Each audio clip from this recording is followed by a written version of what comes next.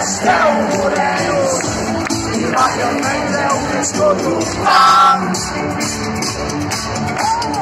I les case jo li escoltaven mila lectures de països llunyans.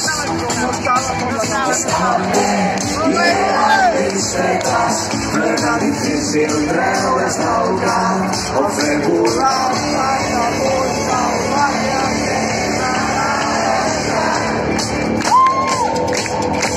Perquè abans van situar nos a una distància prudencial de les senyores que es bronzejaven i dels cotxes aparcats. Vam estudiar els corrents de l'aire, vam assecar-nos de suor als mans. Recuperant